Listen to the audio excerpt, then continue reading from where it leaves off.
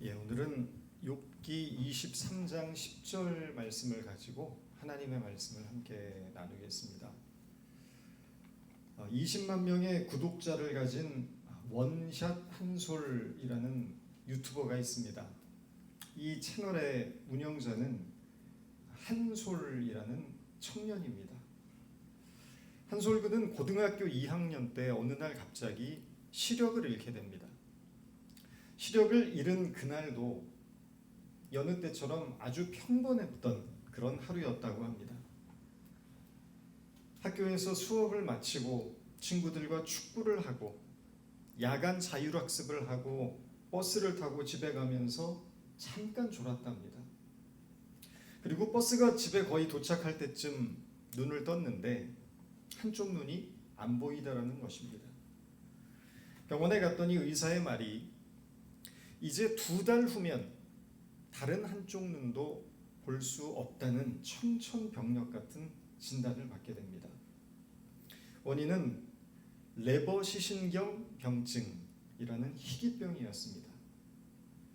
이 병은 어느 날 갑자기 시신경이 점점 약해져서 시력을 완전히 잃게 되는 병으로 그 치료법도 없다고 합니다. 한솔 군은 좌절했습니다. 사실 이 한솔 군은 고아입니다. 13살 되던 해에 엄마 아빠를 모두 잃고 형제 하나 없는 천혜의 고아가 되어 삼촌 집에 얹혀 살면서도 긍정적인 마인드를 잃지 않았던 한솔 군이었지만 두 눈의 시력을 모두 잃고 시각 장애인으로 평생을 살아야 한다는 생각에 한솔 군은 절망감에 휩싸이게 됩니다. 그러나 이대로 주저앉을 수 없다고 생각하고 한솔 군은 강인한 정신력으로 점자를 익히고 20살 되던 해에 시각 장애인들을 위한 한빛 맹학교라는 곳에 입학을 하게 됩니다. 이후에 건국대학교 경영학과를 졸업하고 지금은 장애인들의 인권과 제도 개선을 위한 활동가이자 영향력 있는 인플루언서로 열정적인 삶을 살아가고 있습니다. 절망적인 삶의 상황을 극복해낸 긍정적인 사례입니다. 모두가 이렇게 극복하지 못합니다. 절망적 상황을 이겨내지 못하고 인생이 나락으로 떨어지는 경우도 참 많이 있습니다. 우리가 살아가는 삶에는 이렇듯 예기치 못한 수많은 시련들이 있습니다. 그 시련들 때문에 우리의 삶이 원하지 않는 방향으로 전개가 됩니다. 고통이라는 것은 바로 내가 원하지 않는 삶으로 이끌려가는 그 삶의 상황 속에서 우리의 육체와 정신과 영혼이 느끼는 아픔을 말합니다. 영원할 줄 알았던 사랑이 깨어지기도 하고 갑작스러운 사고와 질병으로 사랑하는 사람을 잃기도 합니다. 때로는 내가 그 당사자가 되기도 합니다. 잘 나가던 사업이 망하기도 하고 정말 형제처럼 믿었던 사람에게 배신을 당하기도 합니다. 그 시련들은 우리의 삶을 너무나 고통스럽게 합니다. 그런데 이런 시련을 당하는 사람들을 가만히 보면 참 성실하고 착하고 선한 사람들인 경우가 많습니다. 우리는 그때 질문합니다. 왜 하나님은 저렇게 열심히 살려고 발버둥 치고 선하게 살기 위해 노력하는 그런 사람들에게 아픈 고통을 당하도록 하시는 걸까? 왜 그들의 고통을 하나님은 그냥 바라만 보고 계시는 걸까? 하나님은 우리를 사랑하셔서 자기의 독생자를 십자가에 못 박아 죽게까지 하셨다면서 왜 정작 우리의 고통에 대해서는 이렇게 무관심한 것일까? 의문을 갖게 됩니다. 욥은 착한 사람이었습니다. 그러나 하루아침에 가진 재산을 다 날리고 자식들은 모두 다 죽고 본인 자신도 피부병에 걸려서 기왓장으로 몸을 긁어대는 아주 처참한 신세로 전락하게 됩니다. 욥의 아내는 차라리 하나님께 저주를 퍼붓고 죽어버리라고까지 말합니다. 욥은 극한의 고통에 처해 있었습니다. 욥의 친구 엘리바스는 욥이 당하는 이 고통에는 반드시 그 이유가 있을 것이라고 말합니다. 욥기 4장 8절을 보면 잘 생각해 보아라. 죄 없는 사람이 망한 일이 있더냐? 정직한 사람이 멸망한 일이 있더냐? 내가 본대로는 악을 갈아 재난을 뿌리는 자는 그대로 거두더라. 욥이 당하는 고통에는 분명 어떤 원인이 있을 거라는 것입니다. 인과 응보일 거라는 것입니다. 욥이 당하는 고통은 욥이 지었던 어떤 죄에 대한 응분한 대가를 치르고 있는 것이라는 해석입니다. 여러분은 동의하십니까? 우리가 삶에서 겪는 이 고통이 우리가 과거에 저지른 어떤 죄의 결과 때문이라고 생각하십니까? 요한복음 9장에 보면 예수님께서 제자들과 길을 가던 중에 나면서부터 소경된 자를 만나게 됩니다. 그때 제자들이 묻습니다. 이 사람이 소경이 된 것은 누구의 죄입니까? 그 자신의 죄입니까? 아니면 그 부모의 죄입니까? 제자들이 던졌던 이 질문 속에는 어떤 전제가 깔려 있습니다. 그 사람이 소경이 된 것은 그 누군가의 죄 때문이라는 것입니다. 모든 고통은 죄에서 온다는 것입니다. 물론 죄란 근본적으로 인간에 고통을 주는 것이 맞습니다. 그것은 사실입니다. 그러나 고통의 이유가 죄라고 한다는 이 논리를 다시 뒤집어 보면 축복의 이유가 선이라는 논리도 나옵니다.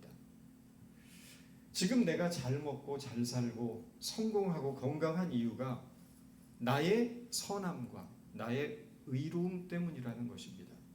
이게 맞는 말입니까?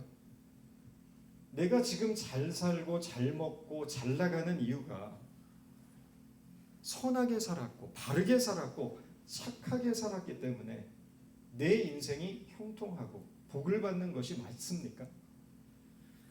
만약에 이런 논리가 성립이 된다면 이 세상의 부자와 건강한 사람들은 모두가 의로운 사람들이고 반면에 가난하고 병들어서 살아가는 사람들은 악인이라는 그런 논리가 나옵니다. 바로 이것이 당시 유대인들이 가졌던 가치관이었습니다. 하나님은 잘하는 자에게 복 주시고 잘 못하는 자에게는 벌을 주신다는 것입니다. 이것이 율법주의입니다.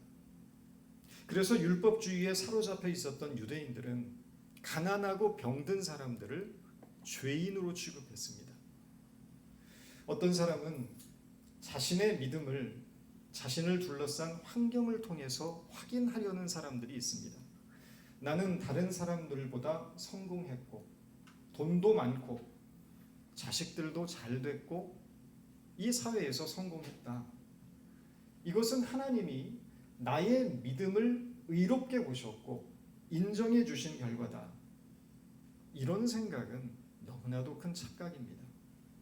반대로 어떤 불행한 일을 당하면 내가 무슨 죄를 지었지? 라고 생각하는 사람들이 있습니다. 내가 지금 불행하고 이런 시련을 당하고 실패한 것은 내가 지었던 어떤 죄 때문이라는 죄책감에 사로잡혀서 스스로를 자책하고 괴로움에 빠지게 되는 것입니다. 이것이야말로 성경이 경계하는 가장 위험한 발상입니다. 하나님을 오해하고 하나님의 은혜의 역사를 가로막는 생각입니다. 이런 율법주의에는 도무지 하나님의 은혜가 스며들 틈이 없습니다. 은혜란 것이 무엇입니까? 은혜는 아무런 받을 자격이 없는 자에게 주어지는 일방적인 하나님의 사랑입니다. 우리가 뭔가를 잘해서 선한 일을 해서 의롭게 살아서 하나님이 주시는 상급이 아니라는 것입니다. 솔직히 말해서 우리가 하나님 앞에 잘한 것이 도대체 무엇입니까? 생각나는 것은 다 죄밖에 없습니다. 잘하지는 못했지만 우리는 언제나 적절히 세상과 타협하며 죄 가운데 살아갈 뿐이지만, 믿는다고 하면서도 언제나 실수가 많은 우리지만, 허물도 많지만, 그럼에도 불구하고 하나님은 따지지 아니하시고 묻지 아니하시고 죄인인 우리를 품어주시고 조건 없는 자비와 긍휼과 사랑을 베풀어 주시는 것입니다. 하나님은 우리가 뭘 잘못해서 벌을 내리고 사고를 당하게 하고 실패하게 하고 고통을 겪게 하는 분이 아닙니다. 오히려 하나님은 우리가 이 세상에서 당하는 고통과 함께 아파해 주시고, 우리가 인생의 시련 때문에 흘리는 눈물을 닦아주시고 우리에게 위로를 주시고 용기를 주시는 분입니다. 욥이 당하는 고통에는 이유가 있다는 이 논리를 펴던 엘리바스가 욥기 22장에 가면 욥에게 회개를 촉구합니다. 너의 악이 크지 아니하냐? 너의 죄악이 극하니라. 하나님과 화목하라. 평안하라. 회개하라. 회개를 촉구하는 엘리바스의 요구에 대한 욥의 대답이 오늘 우리가 읽은 본문의 말씀입니다. 나의 가는 길을 오직 그가 아시나니 그가 나를 단련하신 후에는 내가 정금같이 나오리라. 자기가 겪는 고통에 대한 욥의 신앙 고백입니다. 앞서 8절과 9절을 보면 욥의 답답한 심경이 이렇게 표현되고 있습니다. 내가 앞으로 가도 그가 계시지 아니하고 뒤로 가도 보이지 아니하며 그가 왼편에서 일하시나 만날 수 없고 그가 오른편으로 돌이키시나 배울 수가 없구나. 삶이 너무나 고통스러워서 하나님께 이렇게 저렇게 기도해 보았지만, 부르짖어 보았지만 하나님은 전혀 응답하지 아니하시더라라는 고백입니다. 그러나 자기에게는 확신이 있다는 것입니다. 그것은 지금 내가 겪는 삶의 이 아픔과 고통을 하나님은 알고 계시며 이 고통 가운데는 틀림없이 어떤 의미가 있다는 것입니다. 그리고 이 고통의 시간을 통해 확신하는 바는 내가 더욱 존귀한 존재로 살아가게 될 것이다 라는 것입니다. 나의 가는 길을 오직 그가 아시나니 그가 나를 단련하신 후에는 내가 정금과 같이 나오리라.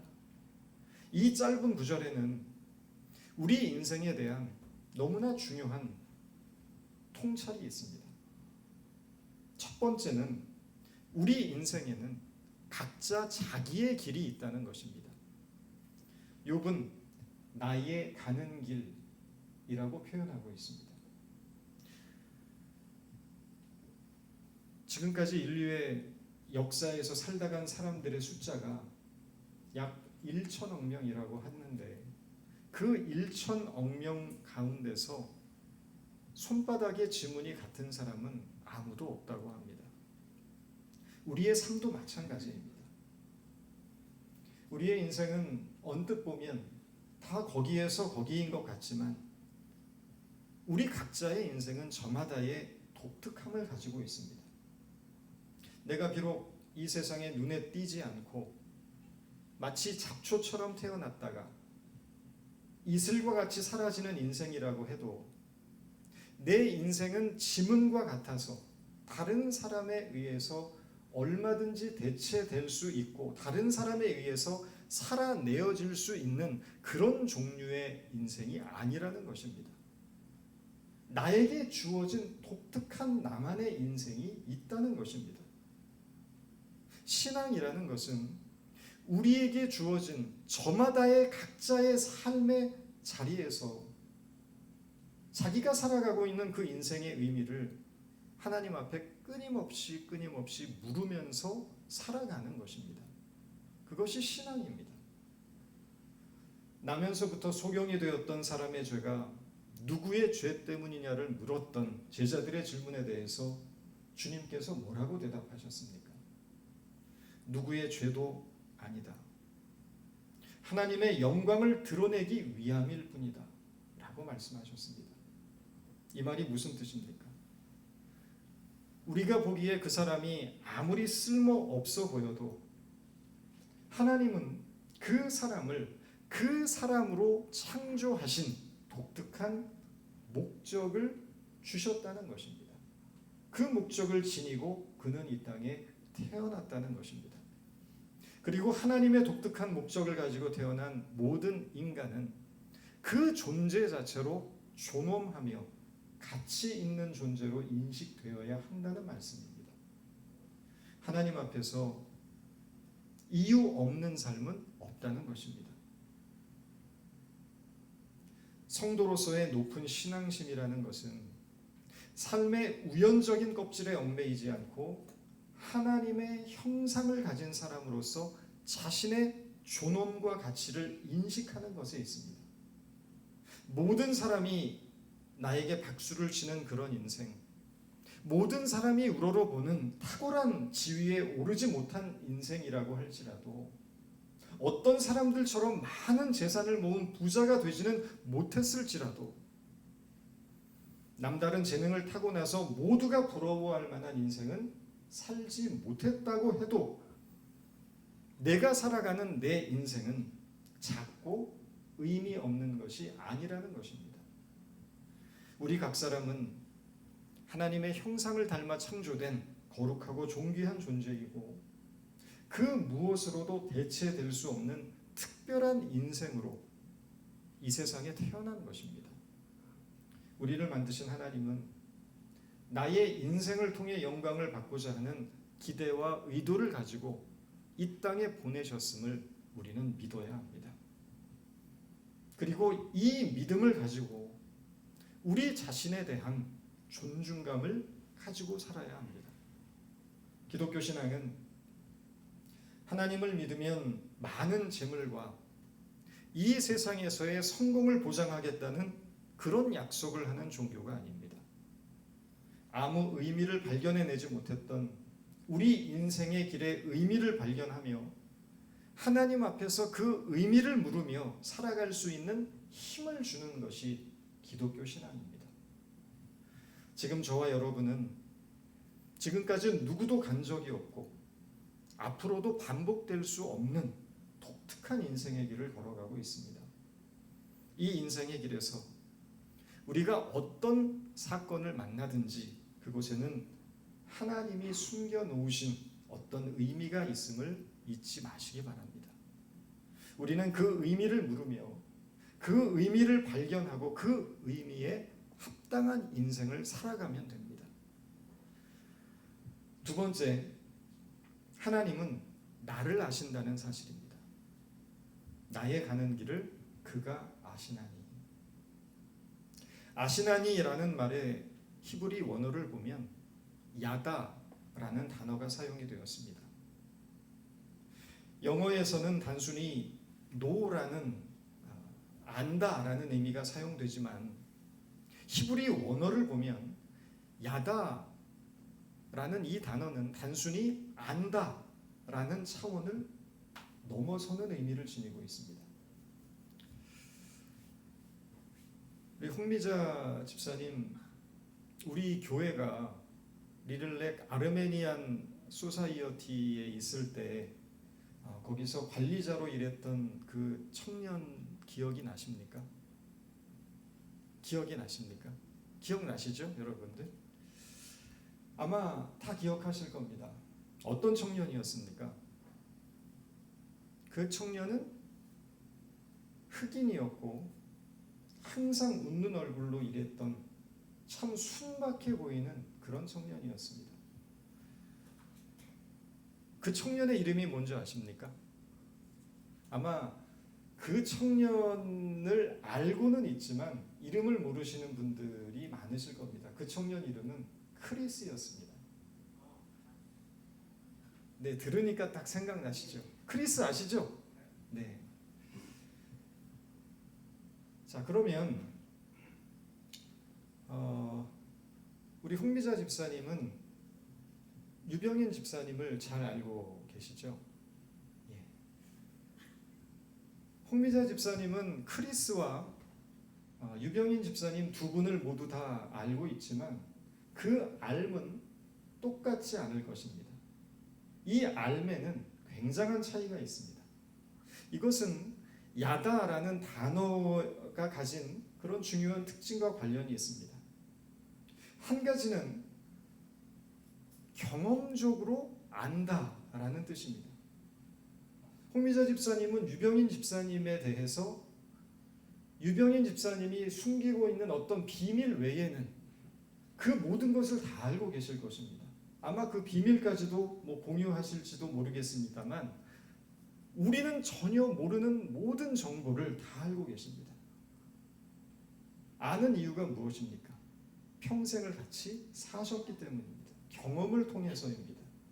오랫동안 한 집에 살고 한 방을 쓰고 한 이불을 덮고 살을 맞대고 살아본 경험을 통해서 서로에 대해 깊이 아는 것, 바로 그것이 야다의 의미라는 것입니다. 그렇지만 크리스에 대해서 아는 것을 한번 생각해 보십시오. 알기는 아는데 아는 게 없는 것입니다. 우리가 단순히 아는 것은 그가 아르메니안 소사이어티에서 관리자로 일을 하고 그곳에서 청소도 하고 요리도 하고 나이는 약 30대 후반의 청년으로 흑인이며 인상이 순해 보이는 청년이라는 것 외에는 아는 것이 없습니다. 알기는 알지만 피상적인 알미라는 것입니다. 전혀 깊이가 없는 암. 그것이 우리가 크리스에 대해서 아는 알미라는 것이죠. 야다라는 뜻을 알겠습니까? 경험을 통하여 깊이 아는 것입니다.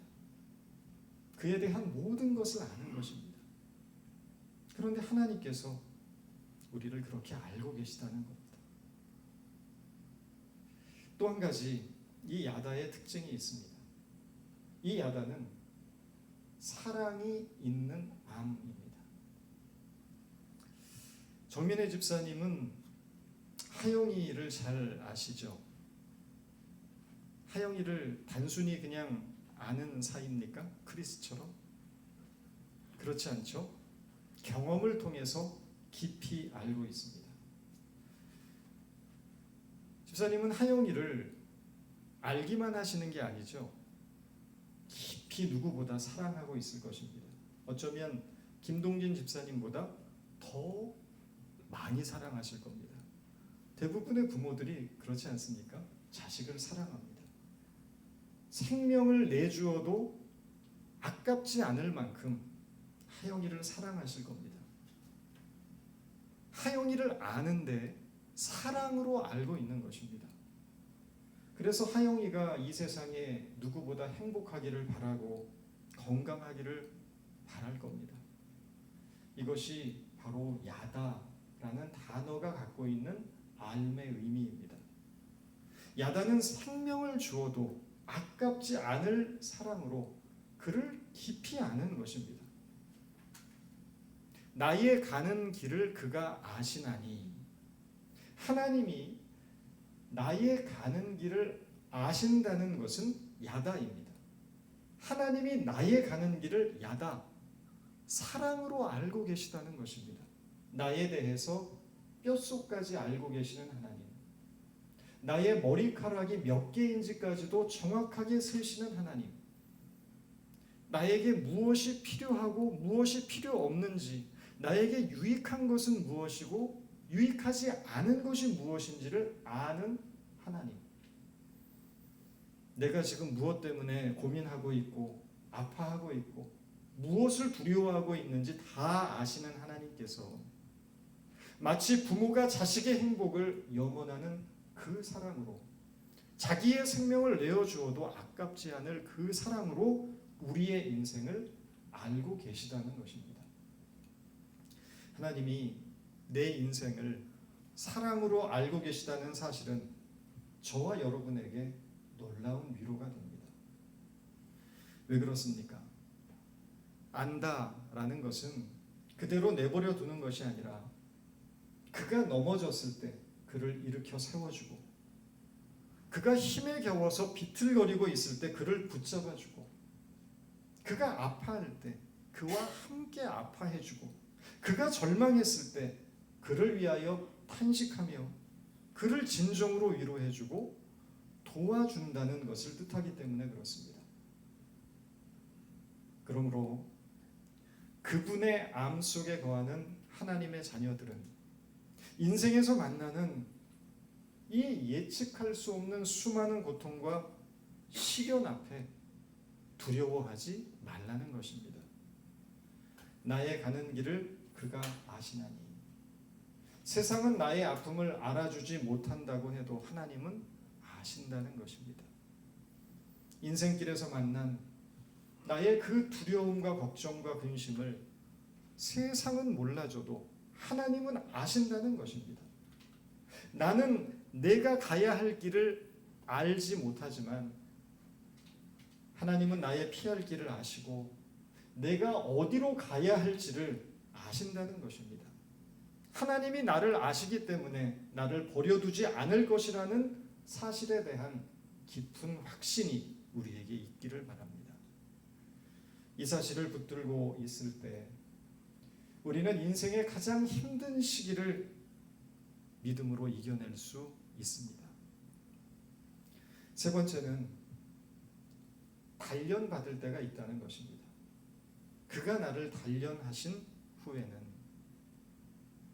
단련하다라는 히브리어는 다한이라는 단어가 사용됐습니다.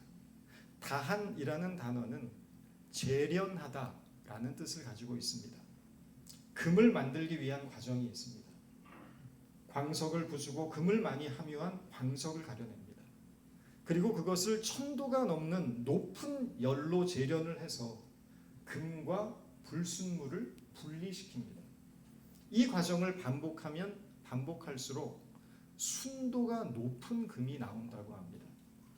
광석에 열을 반복적으로 가하는 것은 고통입니다. 그러나 그렇게 해야만 불순물을 제거하고 더 순도가 높은 금을 만들 수 있듯이 하나님은 불같은 연단을 통해서 사랑하는 자녀들의 마음과 영혼을 더 순전하게 만드십니다. 그 연단의 고통을 당하기 전에는 옳은 것과 틀린 것, 좋은 것과 나쁜 것들이 우리에게 섞여 있습니다. 그러나 불같은 연단을 통해서 하나님은 세상의 것과 하나님의 것을 분리해 내십니다. 하나님 보시기에 순전한 성도의 마음으로 우리를 변화시켜 가십니다. 우리의 관심은 딱 하나입니다. 어떻게 하면 이 세상에서 잘 살 수 있을까? 그러나 하나님의 관심은 어떻게 하면 당신의 자녀를 이 세상 가운데 더 순전하게 만들 것인가에 있기에 사랑하는 자녀들을 단련하신다는 것입니다. 이것은 때때로 불같은 시련으로 다가오기도 하고 믿음으로 하나님의 선하심을 붙들고 살아가는 성도들은 그 연단 속에 담겨진 하나님의 뜻을 깨닫고 변화된 인생을 살아가게 되는 것입니다. 성경에 보면 많은 인물들이 나오지만 걱정 근심 없이 고난과 시련 없이 살아갔던 사람은 한 명도 없습니다. 성경에 나오는 모든 인물들은 하나같이 불같은 연단을 통해서 정결한 하나님의 사람으로 만들어져 갔고 하나님의 사랑에 붙들린 인생을 살아갔습니다. 우리도 우리 삶의 이 모든 연단 속에서 믿음으로 승리하는 사람이 되어야 합니다. 마지막으로 하나님은 나를 정금 같게 하십니다.